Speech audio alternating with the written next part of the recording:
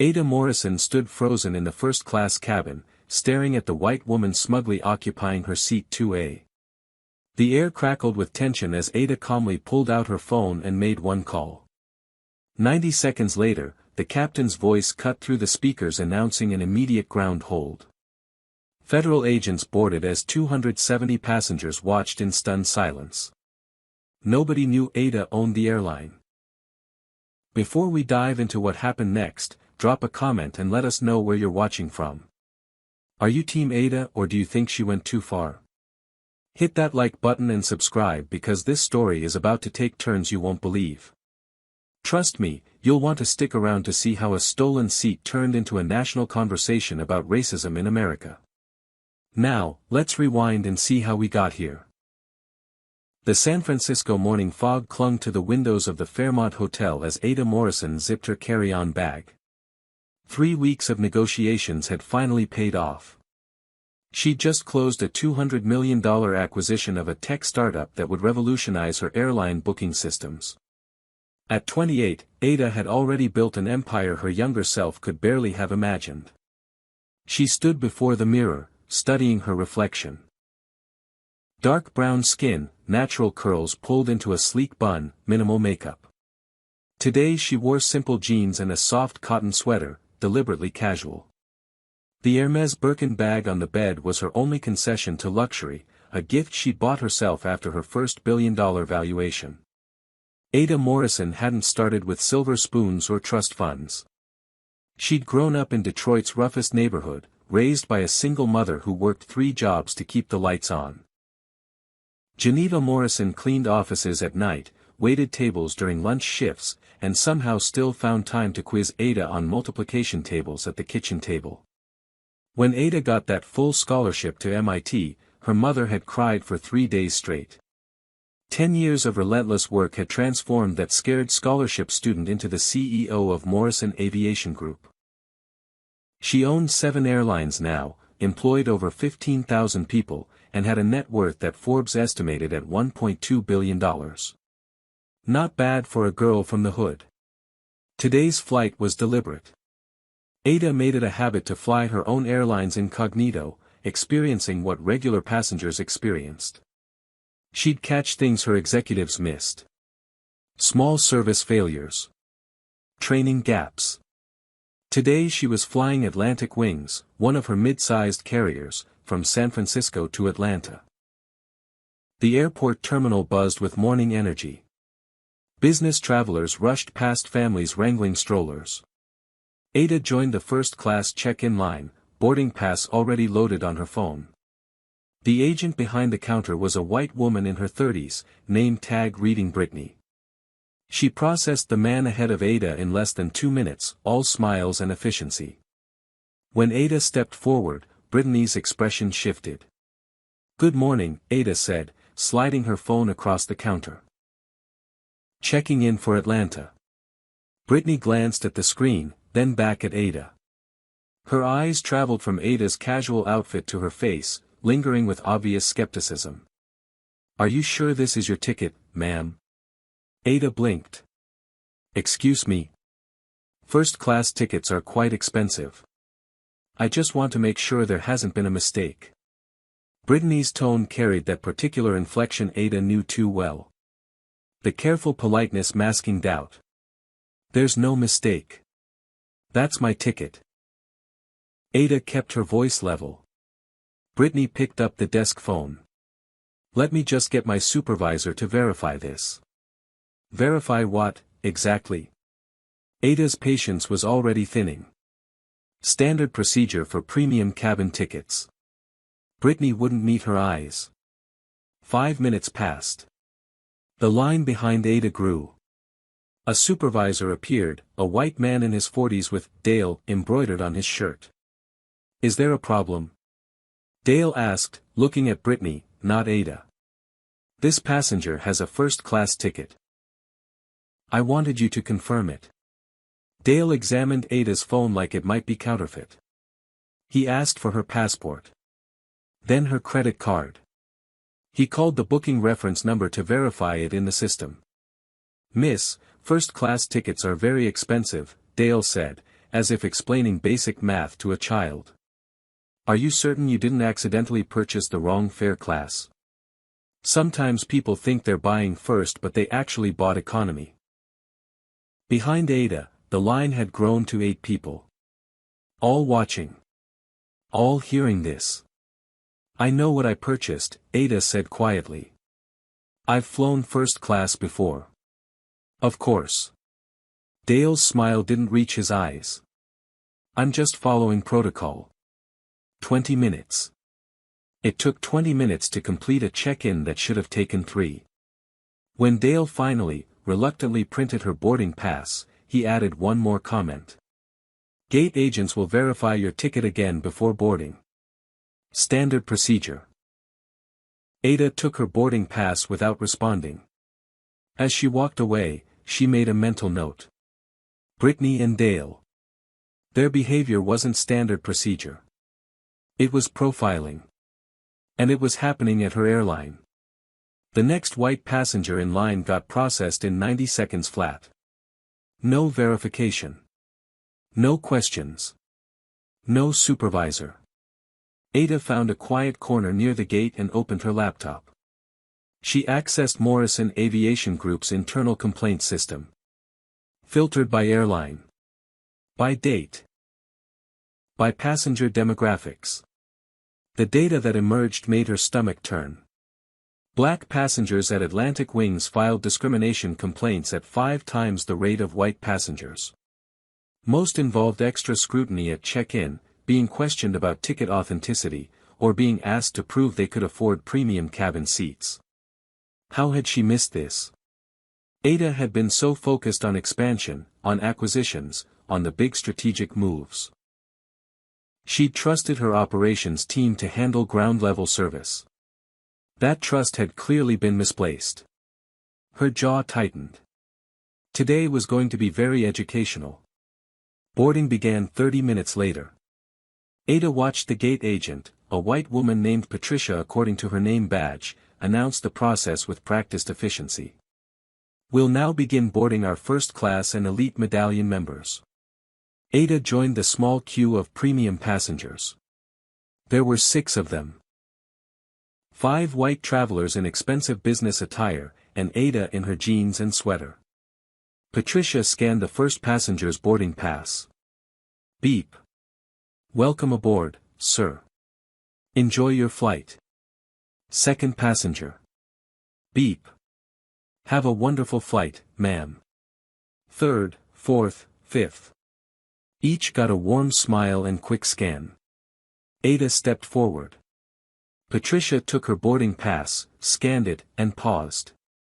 She looked at the screen. Looked at Ada. Frowned. Ma'am, can you step aside for a moment, please? Is there a problem? Ada asked. We just need to verify something.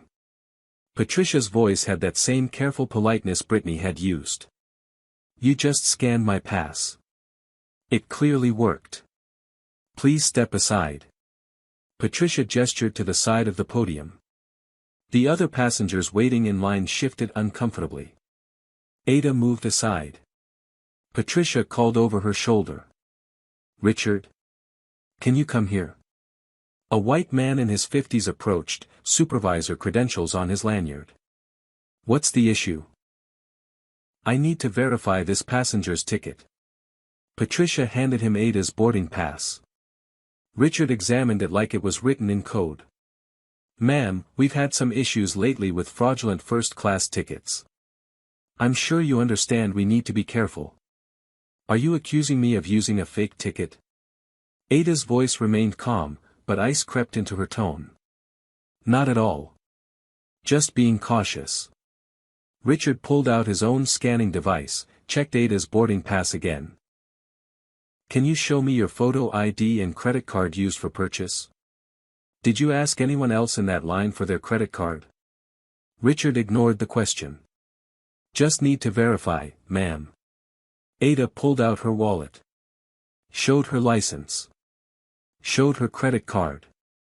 Richard studied both like a detective examining evidence. The line behind Ada had grown. People were getting restless. "We're going to miss the flight," someone muttered. A white man in an expensive suit, probably in his 60s, spoke up. "Can't you just let the rest of us board while you deal with her separately?" Her. Not this situation. Not this passenger. Her. Patricia seized on this. "That's actually a good idea. Sir, you can board." She waved the man through. Richard was still examining Ada's documents. "I'm going to need to call the credit card company to verify this charge." "You're going to what?" Ada couldn't believe this. Standard fraud prevention. This is absolutely not standard. You haven't asked a single other person in that line for anything beyond their boarding pass. Richard's jaw tightened. Different circumstances require different protocols. The passengers behind Ada were openly complaining now. Checking watches. Sighing dramatically. "Just let her deal with this later," someone said. "We all have places to be." Patricia made an executive decision. "Fine. You can board. But we're flagging this in the system." Ada snatched her documents back. "You do that." As she walked down the jetway, she heard Patricia's voice carrying from the gate. "I don't know how she afforded that ticket." Ada stopped. Turned around. Patricia and Richard were huddled together, not realizing their voices carried. "I heard that," Ada said clearly. Patricia's face flushed. "I don't know what you mean, ma'am." Ada held her gaze for a long moment. Then turned and continued down the jetway.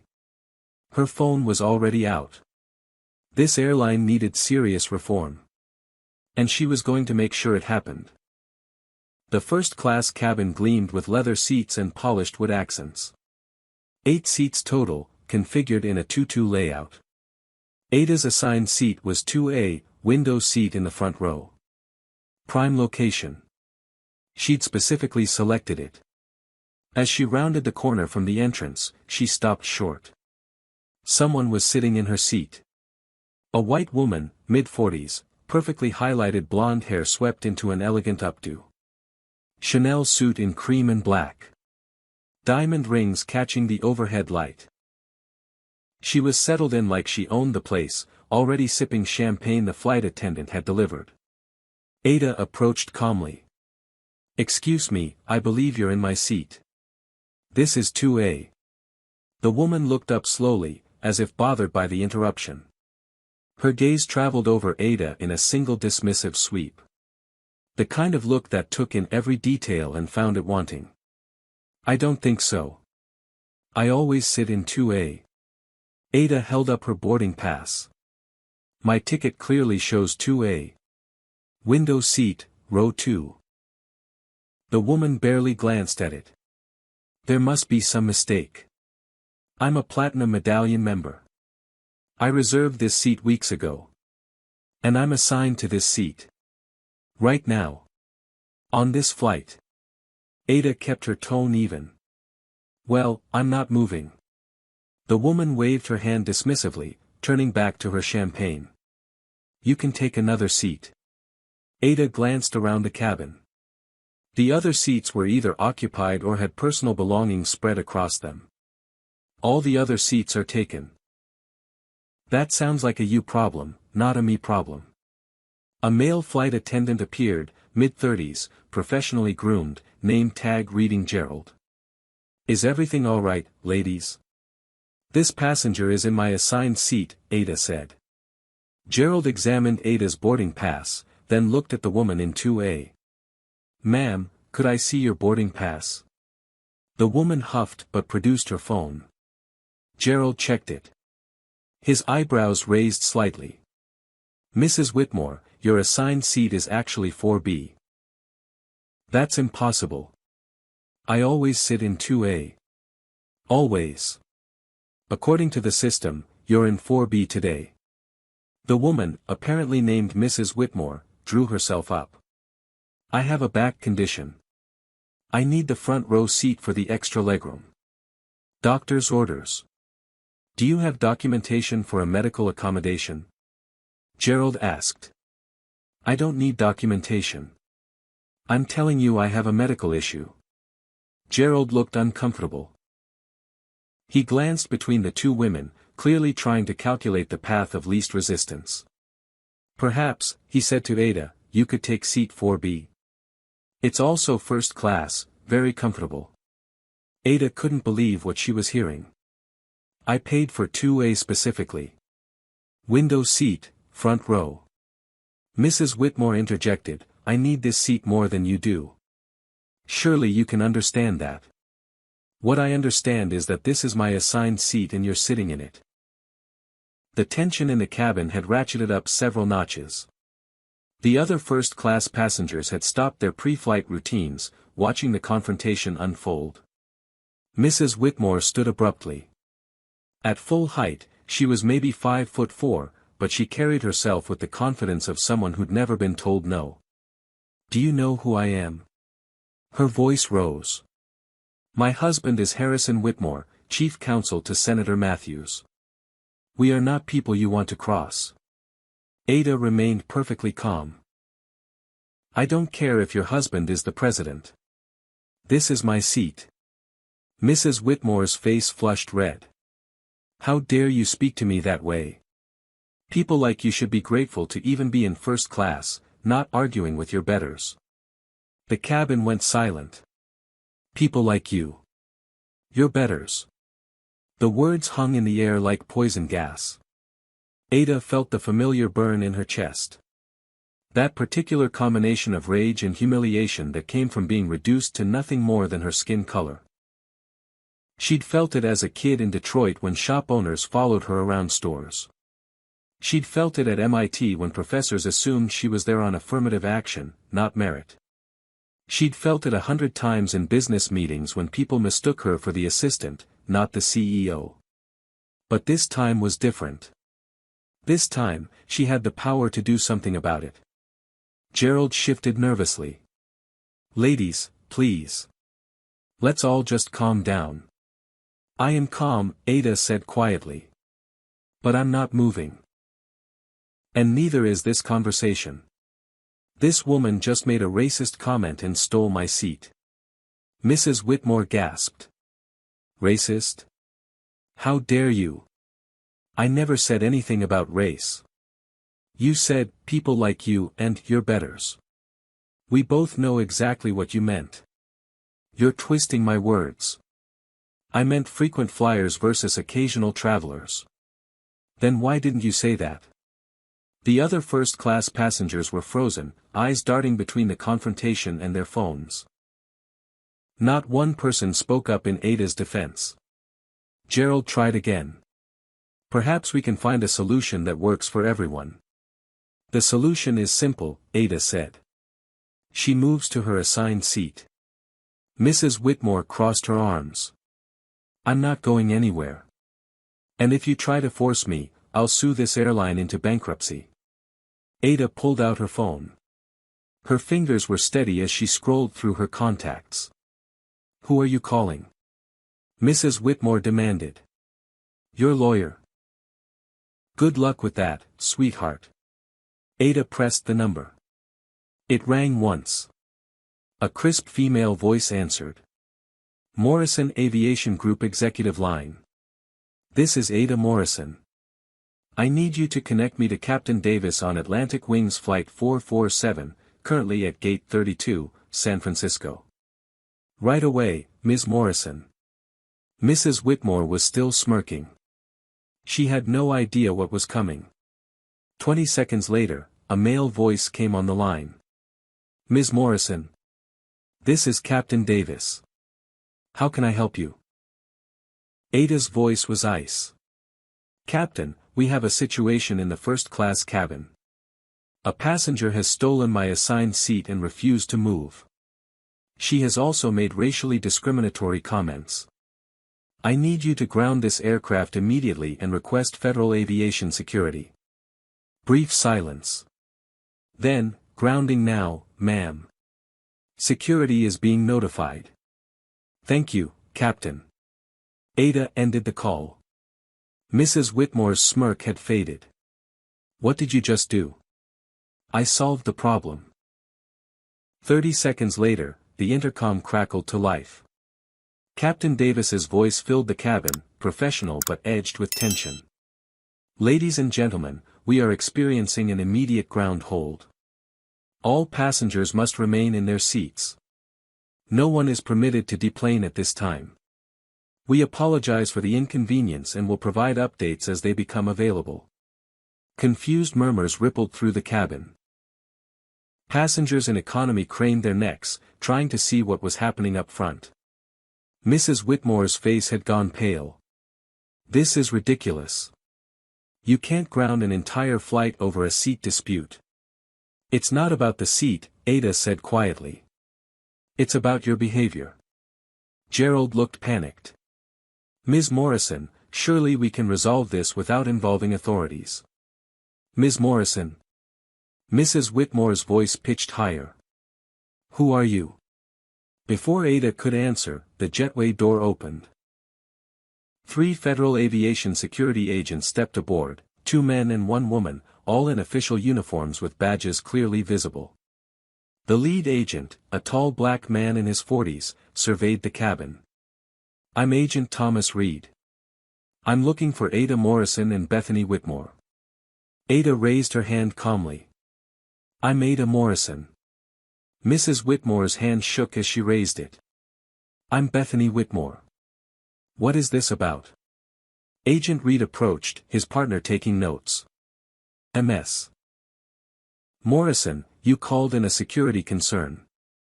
Can you brief us on the situation? Every eye in first class was locked on Ada now. Several passengers had their phones out, recording. Ada spoke clearly, her voice carrying through the cabin. My name is Ada Morrison.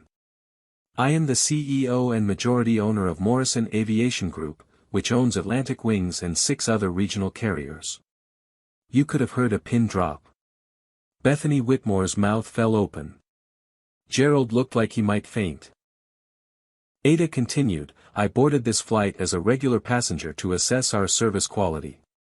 From check-in through boarding, I experienced multiple instances of discrimination based on my race. At check-in, I was subjected to extended verification procedures not applied to white passengers. At the gate, I was pulled aside for additional questioning while other passengers were waved through. And now, this passenger has not only refused to vacate my assigned seat but made explicitly racist comments. Agent Reed was writing rapidly. Can you detail those comments for the record? She stated, and I quote, people like you should be grateful to be in first class, and referred to me being seated as dealing with your betters. The racial implication was unmistakable. Bethany sputtered, that's not what I meant. I was talking about frequent flyers. She's taking it completely out of context. Agent Reed turned to her. Ma'am, did you use those exact phrases? Well, yes, but not in a racial way. I meant that as a platinum member, I have seniority over occasional travelers. Then why, Ada asked quietly, didn't you say frequent flyers and occasional travelers? Why did you say people like you? Bethany had no answer. Agent Reed addressed the other first-class passengers. Did anyone witness this exchange? 5 white faces looked away. One by one, passengers suddenly became very interested in their phones, their magazines, the safety card in the seat pocket. Then a voice spoke up from seat 3A. An elderly white man, probably in his 70s, wearing a cardigan and wire-rimmed glasses. I heard it. His voice was quiet but firm. She definitely said, people like you, and something about being grateful. It was inappropriate. Very inappropriate. Bethany whirled on him. You don't understand the context. I understand perfectly well, the old man said. I'm 82 years old. I've heard that kind of language my whole life. I know exactly what it means. Now, let me ask you something. If you witnessed discrimination happening right in front of you, would you speak up like that gentleman did, or would you look away? Comment number 1 if you would speak up, or number 2 if you'd stay silent. Hit that like button if you think Ada was right to ground the flight, and make sure you're subscribed because you need to see what happens when Bethany's powerful husband gets involved. Do federal agents have enough evidence? Will Bethany face real consequences? Keep watching. Agent Reed made notes. Thank you, sir. Anyone else? Silence. The female agent spoke into her radio. We need to interview the primary subjects separately. Preparing to deplane one passenger. Bethany's panic escalated. You can't remove me from this flight. My husband will hear about this. He'll have your jobs. Agent Reed remained professional. Ma'am, you're not under arrest. We need to conduct an interview regarding a discrimination complaint. You can cooperate voluntarily or we can involve additional authorities. This is insane. Bethany grabbed her Prada handbag. Ada Morrison, or whoever you really are, you're going to regret this. My husband has connections you can't even imagine. Your husband can contact our legal department, Ada said evenly. The female agent escorted Bethany toward the exit. As she passed Ada's row, Bethany leaned in close, voice low and venomous. You think you're so powerful? Just wait. We'll destroy you. Ada didn't flinch. After Bethany was removed, Captain Davis emerged from the cockpit. He was a white man in his 50s, silver at his temples, wearing his uniform with military precision. When he saw Ada, his face went through several shades of red. Ms. Morrison. I had no idea you were on this flight. That was the point, Captain Davis. I wanted to see how we treat our regular passengers. Ada's tone could have frozen nitrogen. Clearly, we have serious problems. I assure you, this doesn't reflect our normal standards. Doesn't it? Because in the past 2 hours, I've been racially profiled at check-in, questioned excessively at the gate, and had a passenger steal my seat while making racist comments. That seems pretty standard based on what I'm seeing. Captain Davis swallowed hard. What do you need from me? I need you to delay this flight another 30 minutes while I review security footage from today. And I need passenger manifest data for the past 6 months. And I need a conference call with your operations director in the next hour. Yes, ma'am. All of that will be arranged. Agent Reed approached Ada. Ms. Morrison, we'll need a formal statement from you as well. Can you come with us? Of course. As Ada stood, she addressed the cabin. I apologize for the delay. Your patience is appreciated. She walked off the plane, leaving behind a first-class cabin full of stunned passengers and one flight attendant who was seriously reconsidering his career choices. In the jetway, Ada could hear the buzz of conversation exploding behind her. 30 minutes later, after giving her statement to Agent Reed, she returned to the aircraft. The delay had been announced at 45 minutes. Passengers were restless. As Ada settled into seat 2A, finally empty, she could feel eyes on her. The cabin had a strange energy now. Part curiosity, part resentment, part something else harder to define. Gerald the flight attendant approached with obvious trepidation. Ms. Morrison, can I offer you something to drink? Champagne? Water? Anything at all. Water is fine. Thank you. I want to apologize for earlier. I should have handled that situation differently. I should have enforced the seat assignments immediately instead of trying to accommodate Mrs. Whitmore. His voice was genuinely contrite. Ada accepted the apology with a slight nod. You should have. But you're not the only one who failed today. This is a systemic problem. Gerald retreated to the galley, and Ada pulled out her laptop. The woman in seat 4C cleared her throat. She was older, maybe late 60s, with kind eyes and silver hair pulled into a loose bun. Excuse me, dear. Ada looked up. I just wanted to say, you handled that beautifully. That woman was completely out of line. The woman's voice was gentle but firm. "Thank you," Ada said, surprised. "My name is Doris. I taught middle school for 40 years in Oakland. I've seen discrimination my whole career. What she said to you was absolutely unacceptable, and I'm ashamed that I didn't speak up sooner." Doris's eyes were damp. "Sometimes we freeze when we should act. I'm sorry for that." Ada felt her throat tighten. "I appreciate you saying that." But not everyone shared Doris's perspective. The man in seat 3B, a white businessman in his 40s with an expensive suit and irritated expression, spoke up. "Honestly, this whole situation seems excessive. We're all delayed because of a seat dispute. There are 200 people on this plane." Doris turned in her seat. "It wasn't a seat dispute. It was racism." "That's a very strong word," 3B countered. "Maybe the woman was just rude. Not everything is about race. When someone tells a black woman that people like her should be grateful to be in first class, that's absolutely about race," Doris said firmly. "I just think people are too sensitive these days.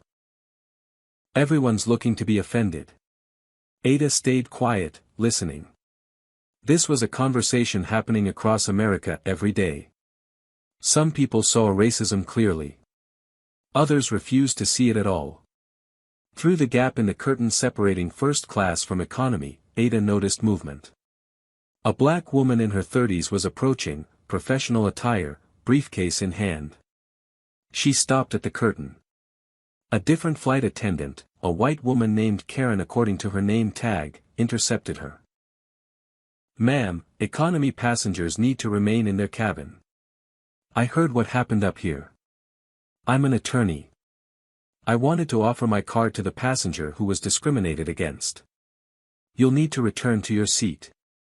I'm offering legal assistance. Economy passengers are not permitted in first class. It's policy." Ada stood. "Let her through." Karen looked confused. "But the policy states that." "I wrote the policy," Ada said calmly. "And I'm making an exception. Let her through." Karen stepped aside, clearly uncomfortable.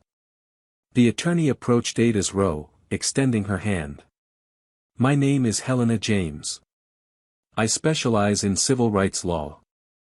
I wanted you to know that what happened to you today constitutes clear discrimination.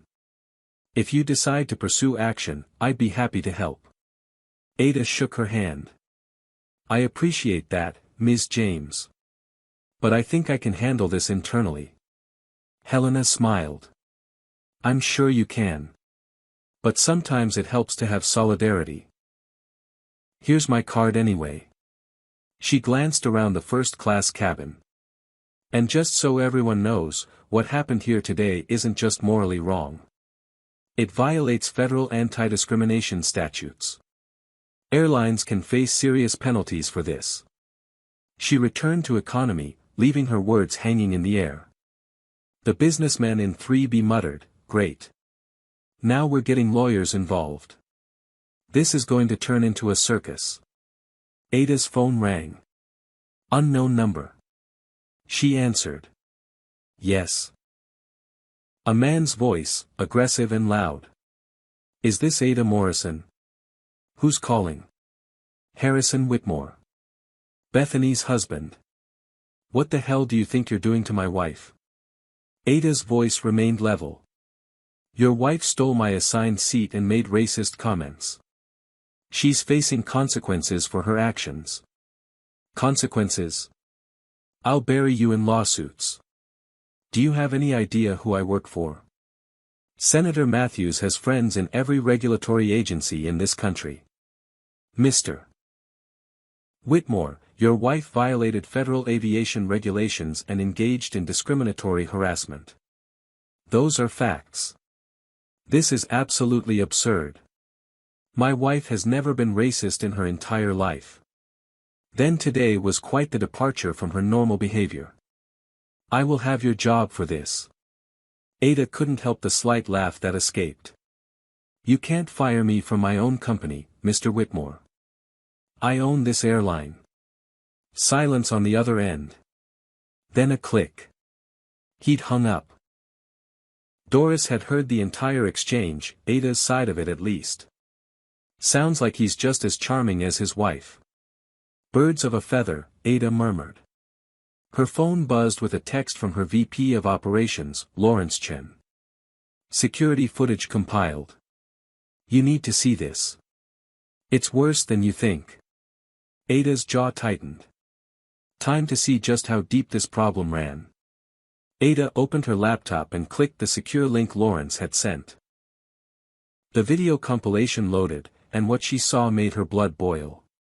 The first clip showed the check-in counter from this morning. Brittany processing the white male passenger ahead of Ada with smooth efficiency. 90 seconds, start to finish. Then Ada approaching. Brittany's entire demeanor changed. The skeptical look, the call to the supervisor, the extended verification process.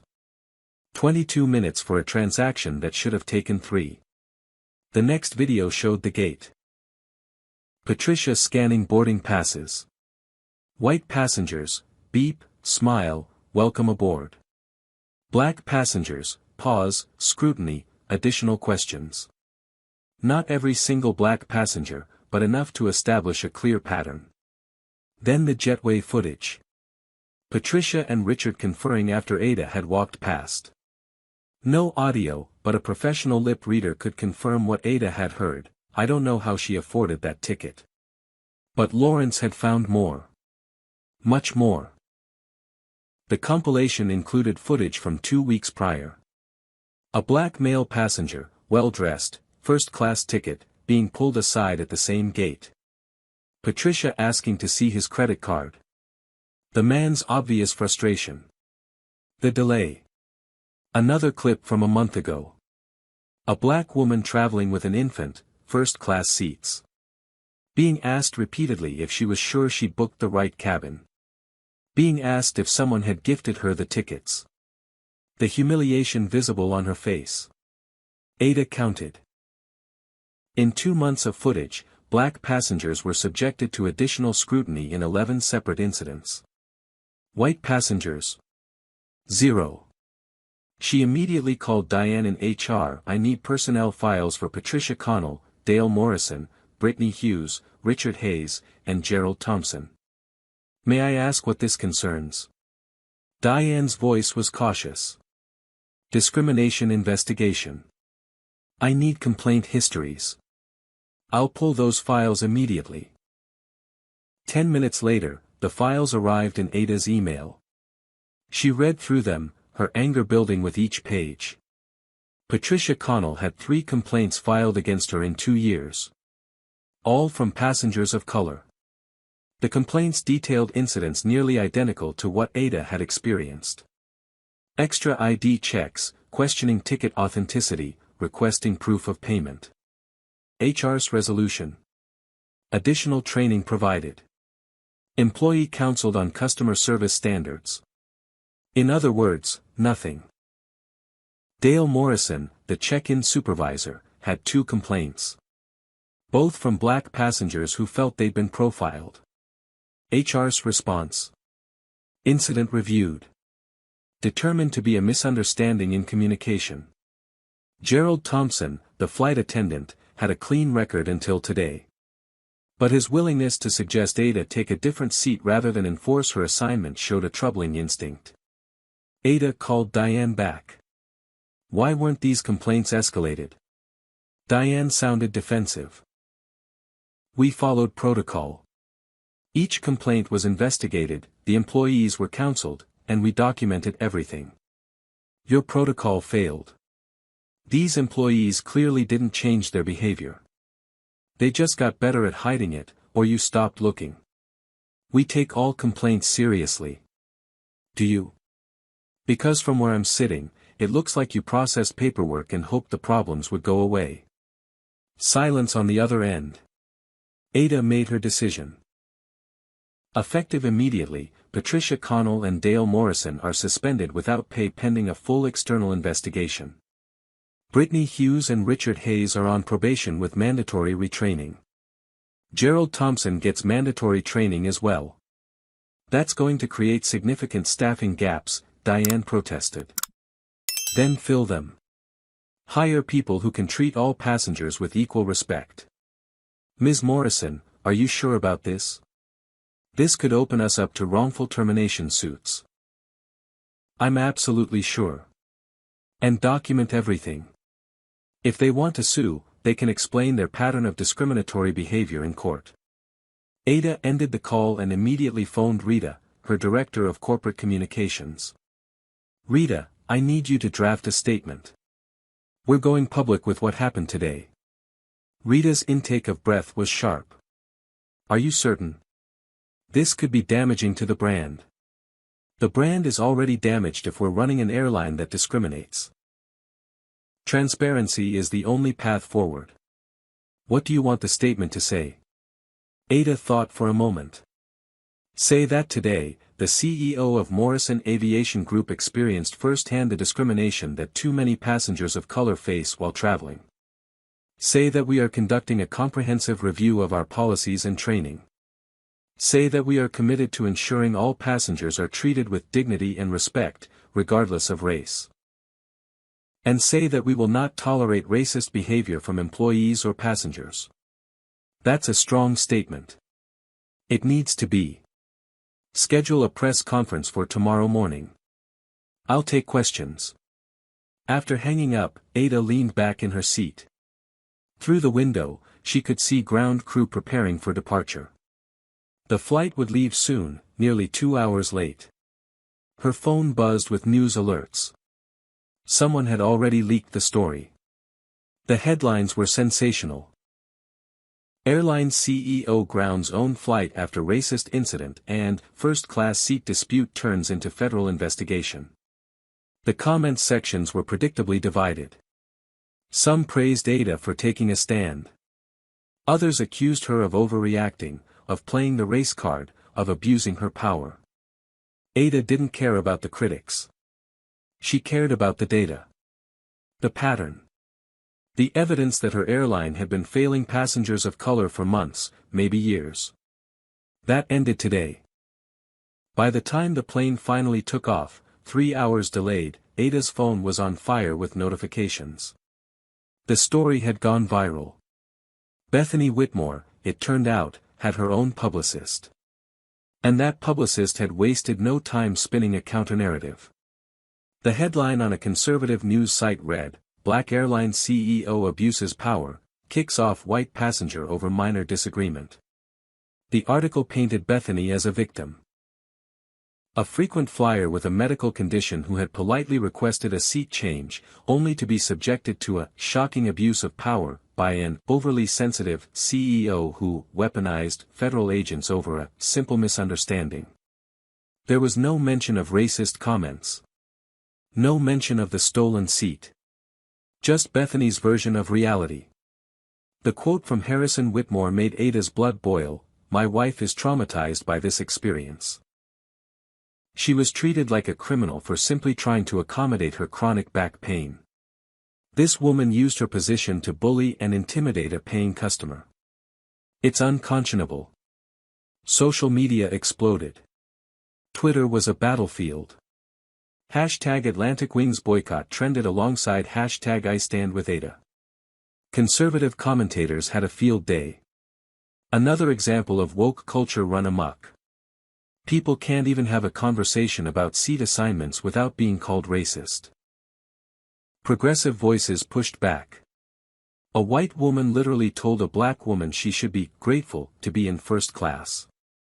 That's textbook racism. Ada's phone rang constantly. CNN, MSNBC, Fox News, local stations, podcasts, radio shows. Everyone wanted an interview. Her PR team advised caution. Let's craft a careful response. We need to control the narrative. Ada disagreed. No. I'm telling the truth. Now. She accepted a call from CNN. The interview was live, piped through the plane's Wi-Fi system. The anchor, a polished woman in her 40s, got straight to it. Ms. Morrison, critics are saying you overreacted to a simple seat dispute. How do you respond? Ada's voice was calm and clear. This wasn't a simple seat dispute. A passenger stole my assigned seat, refused to move, and when I insisted on my rights, she made explicitly racist comments. She told me that people like me should be grateful to be in first class. The implication was obvious. Mrs. Whitmore denies making racist statements. Mrs. Whitmore can deny it all she wants. I have witnesses. I have the testimony of other passengers who heard her comments. The truth will come out in the investigation. Some say you're using your position as CEO to punish a customer who simply upset you. Ada leaned forward, her intensity palpable even over the phone. Let me be absolutely clear. I'm using my position to fix a broken system. Today's incident wasn't isolated. My investigation has revealed a pattern of discrimination at Atlantic Wings. Black passengers are subjected to additional scrutiny, questioned about ticket authenticity, and treated as if they don't belong in premium cabins. That is unacceptable, and it ends now. What specific changes are you implementing? We're conducting a full external audit of our customer service practices. We're implementing mandatory anti-bias training for all employees. We're creating an anonymous reporting system for discrimination complaints. We're diversifying our hiring, particularly in management. And we're being transparent about our progress. The interview went viral within minutes. Meanwhile, Bethany Whitmore was watching from the airport security office where she was still being detained for questioning. Her lawyer was on speakerphone, and she was livid. She's trying to destroy me. Bethany's voice was shrill. I want to sue for defamation, emotional distress, false imprisonment. Her lawyer, a man named Douglas something, tried to sound confident. We can certainly explore those options. But I have to warn you, if there's audio or video evidence of the comments she's alleging. There isn't. I never said anything racist. You said, people like you, and something about being grateful. I meant frequent flyers versus occasional passengers. That's all. That's going to be difficult to prove, especially with witnesses contradicting your version. Bethany's face was bright red. I don't care. I want her ruined. But then something happened that changed everything. An anonymous source, later identified as a gate agent who'd been horrified by the incident, leaked security footage to several news outlets. The video showed everything. Bethany sitting smugly in 2A. Ada approaching politely. The exchange. And then, crucially, the audio picked up Bethany's exact words, people like you should be grateful to be in first class. You're dealing with your betters here. The video was undeniable. Crystal clear. No room for interpretation. Within an hour, public opinion shifted dramatically. Hashtag Atlantic Wings boycott disappeared from trending topics. Hashtag I stand with Ada surged. Harrison Whitmore's office released a panicked statement, we deeply regret any misunderstanding. My wife's words were taken out of context, but we apologize for any offense caused. But it was too late. Senator Matthews, whose office Harrison worked for, issued his own statement. The comments made by Mrs. Whitmore do not reflect the values of this office or this senator. We do not condone discriminatory language of any kind. By evening, Bethany Whitmore was trending for all the wrong reasons. Memes proliferated. Think pieces analyzed her privilege. Her social media accounts, which had been public, went private. Ada watched it all unfold from her Atlanta hotel room. She felt no satisfaction in Bethany's public humiliation. Only a grim determination to make sure something good came from this mess. The flight had landed in Atlanta at nearly midnight, but Ada couldn't sleep. She spent the night drafting a comprehensive action plan. By 6 a.m., she was in a video conference with her entire board of directors. Emergency session. Good morning, Ada began, her face composed despite exhaustion. I'm sure you've all seen the news. What happened yesterday revealed serious systemic issues across Morrison Aviation Group. I'm proposing a complete overhaul of our customer service standards and a commitment to becoming the most equitable airline in America. She shared her screen, showing the detailed plan. Immediate actions ***, within 30 days. Mandatory anti-bias training for all customer-facing employees. Third-party audit of customer service practices at all 7 airlines. Anonymous hotline for discrimination complaints with guaranteed investigation. Diverse hiring push for management positions with specific targets. Medium-term goals ***, within 90 days. Complete overhaul of customer complaint procedures with external oversight. Creation of a passenger Bill of Rights, prominently displayed at all touchpoints. Partnership with civil rights organizations for ongoing accountability.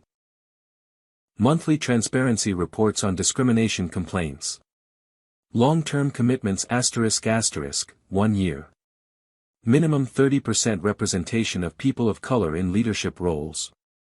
Community Investment Program, $10 million in scholarships for minority students pursuing aviation careers. Annual equity audit with public results. Industry leadership, host conferences on anti-discrimination best practices. One board member, a white man in his 70s named Robert something, cleared his throat. This is quite ambitious. Have we calculated the cost?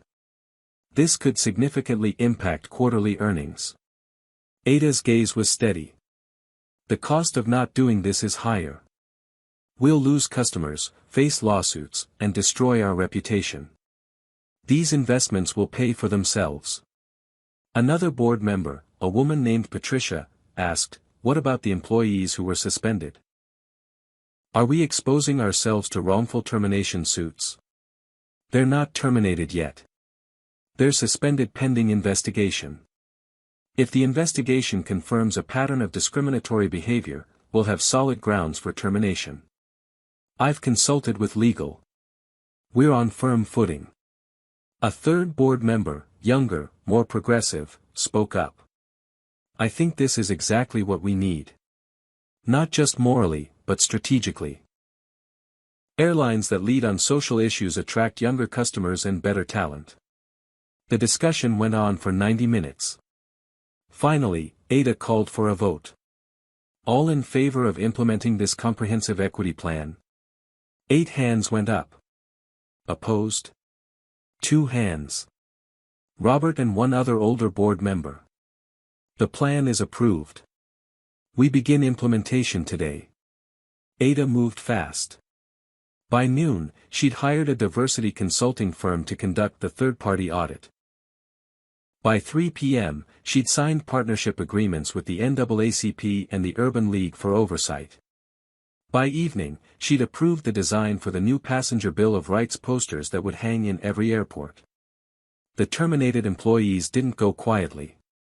Patricia Connell hired a lawyer and threatened to sue for wrongful termination. Her attorney claimed religious discrimination, arguing that Patricia's Christian values were being attacked. Ada's legal team dismantled that argument with the complaint records and video evidence. Patricia's lawyer quietly withdrew the threat.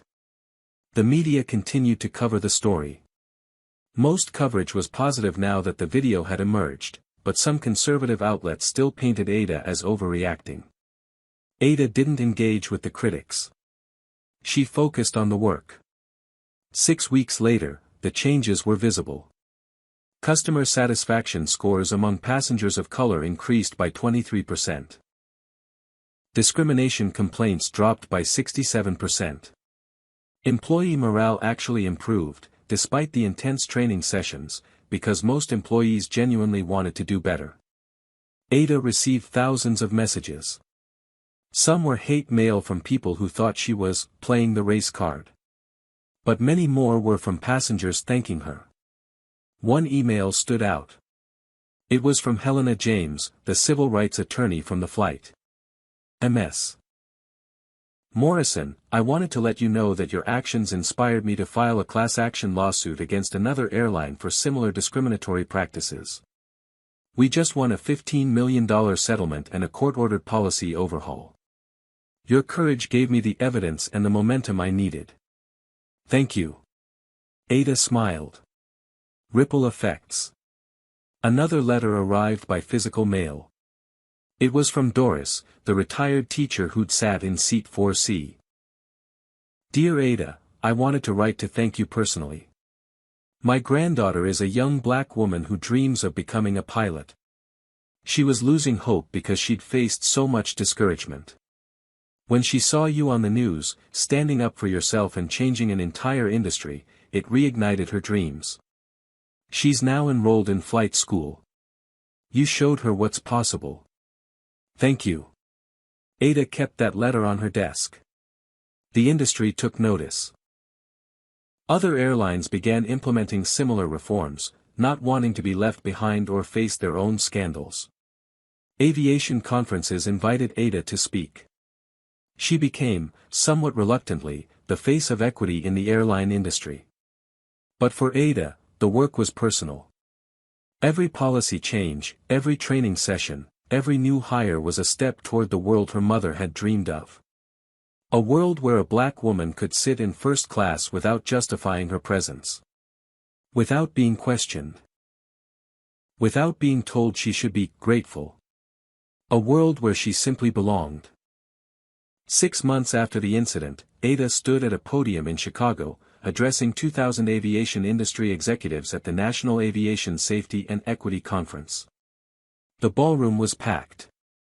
Airlines, manufacturers, regulators, pilot unions, everyone who mattered in commercial aviation. Ada looked out at the sea of faces. Mostly white, but more diversity than she'd seen at past conferences. The industry was changing. Slowly, but changing. 6 months ago, she began, her voice clear and strong, I was discriminated against on my own airline. She told the story. Check-in. Gate. Bethany Whitmore. The ground hold. The investigation. Every detail. The room was absolutely silent. But today isn't just about that incident. It's about what came after. She clicked to her presentation slides. Data flowed across the screen. Discrimination complaints at Morrison Aviation Group Airlines, down 67%. Customer satisfaction among passengers of color, up 23%. Employee diversity in management, increased from 12% to 31%. Training completion, 100% of customer-facing employees. Third-party audit results, significant improvement in equitable treatment. This isn't just good ethics, Ada said. It's good business. Our revenue is up. Our employee retention is up. Our brand reputation is stronger than ever. Equity works. Applause rippled through the audience. Ada held up her hand. But I want to tell you why this is personal for me. The room quieted again. My mother's name was Geneva Morrison. Ada's voice softened. She worked 3 jobs to raise me. One of those jobs was cleaning airplanes at night for a major carrier. She scrubbed the first-class cabins I now fly in. She emptied trash. She vacuumed floors. She did the invisible work that keeps airlines running. Executives in the audience shifted uncomfortably. One night when I was 12, I went with her to work. It was a school break, and she couldn't find childcare. I sat in the terminal doing homework while she cleaned. Ada paused, emotion catching in her throat. A pilot walked past her while she was on her hands and knees scrubbing between seat rows. He looked at her and said, "Make sure you get that spot. We have important passengers tomorrow. Not like you." Gasps echoed through the ballroom. My mother looked up at him. Then she looked at me, sitting there watching. And after he walked away, she came over and knelt down beside me. She said, "Baby, don't you ever let anyone make you feel small. You're going to fly in these planes one day. Not clean them. Fly them." And when you do, you remember that the people who clean them are just as important as the people who fly them. Ada's eyes were damp now. She died when I was 19.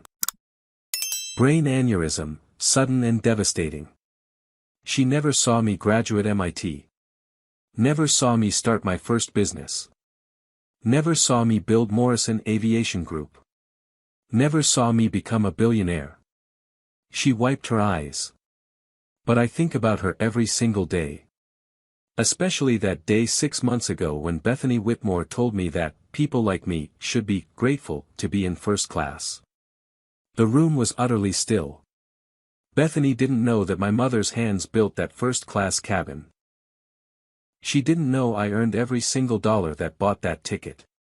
She didn't know I owned that first class. Her voice grew stronger. But that's not the point. The point is that even if I hadn't owned the airline, even if I hadn't been a CEO, even if I'd been a teacher or a nurse or a janitor, I would have deserved that seat. I would have deserved respect. I would have deserved to be treated with dignity. Standing ovation. It started in the back and rolled forward like a wave. Ada waited for it to subside.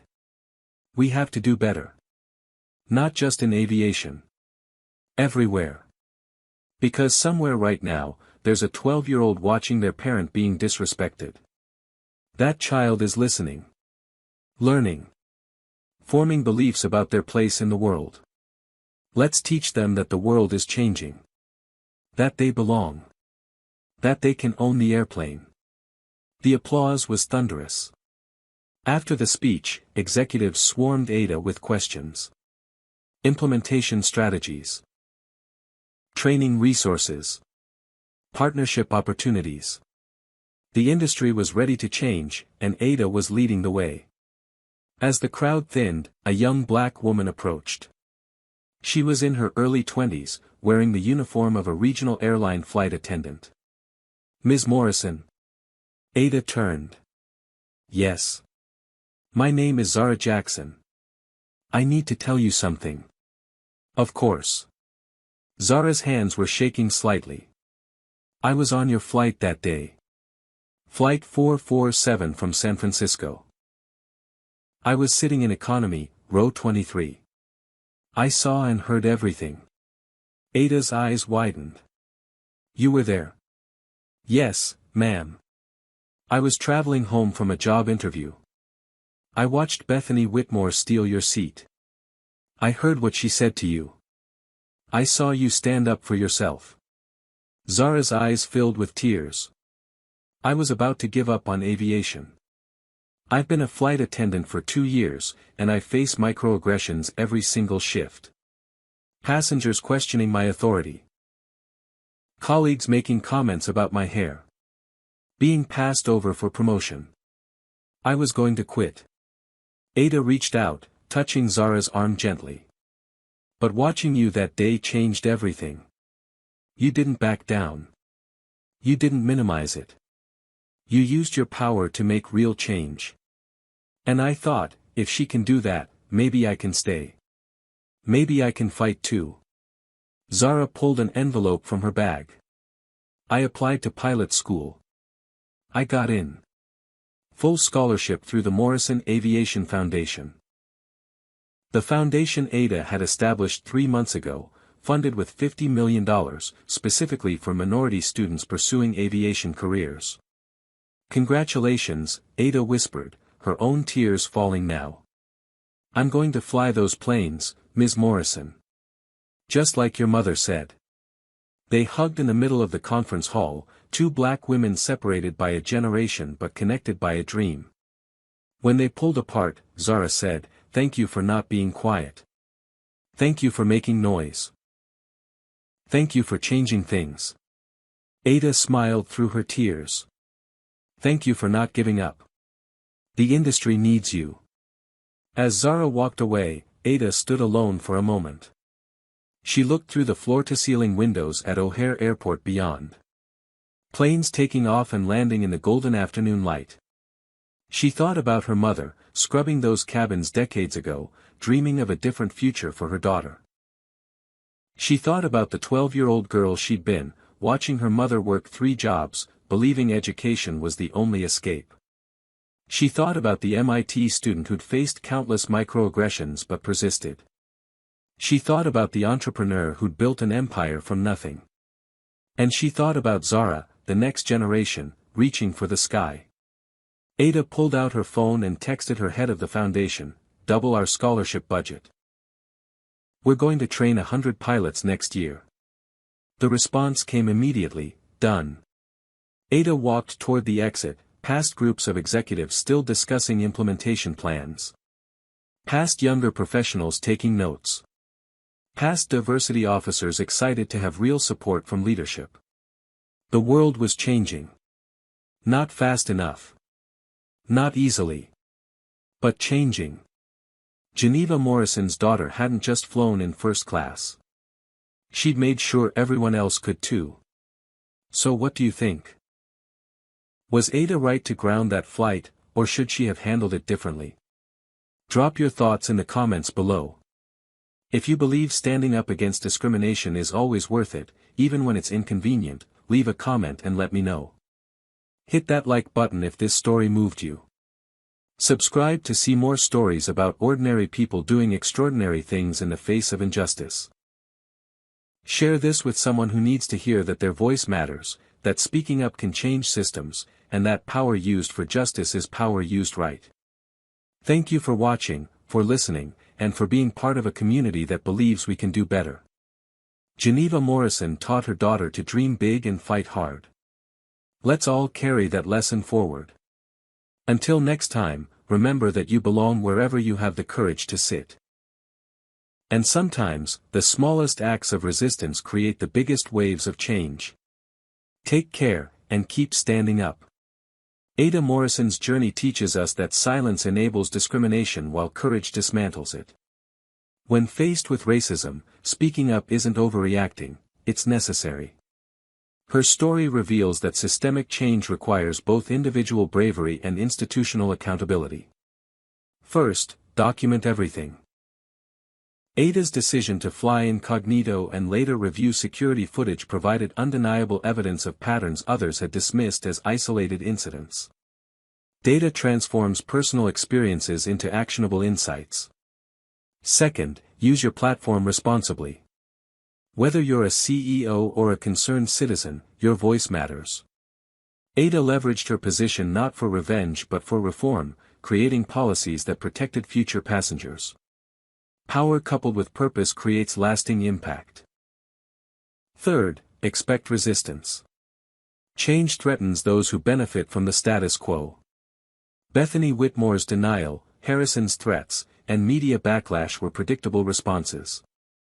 Ada persisted anyway because the mission mattered more than comfort. Fourth, transformation requires investment. Real change costs money, time, and political capital. Ada committed $50 million to scholarships, overhauled training programs, and risked short-term profits for long-term equity. Finally, your struggle plants seeds for the next generation. Zara's scholarship and renewed determination prove that standing up creates ripple effects beyond what we can see. Geneva Morrison scrubbed floors so Ada could own airlines. Ada reformed systems so Zara could fly planes. Legacy isn't what we inherit, it's what we leave behind. Have you ever witnessed discrimination and wished you'd spoken up? Or maybe you stayed silent and still regret it? Share your story in the comments below. Your experience might encourage someone else to find their voice. If Ada's courage inspired you to believe that one person can change broken systems, smash that like button. Subscribe to this channel for more stories about ordinary people doing extraordinary things when they refuse to accept injustice. Hit the share button and send this to someone who needs to remember that they belong wherever they have the ticket to be, and that speaking truth to power isn't just brave, it's necessary. Thank you for spending this time with us, for opening your heart to Ada's story, and for being part of a community that believes dignity isn't negotiable. May you find the courage to claim your seat, the wisdom to lift others as you rise, and the strength to know that your voice can ground flights and change worlds. Until next time, stand tall, speak up, and remember that the next generation is watching. Take care, and keep fighting the good fight.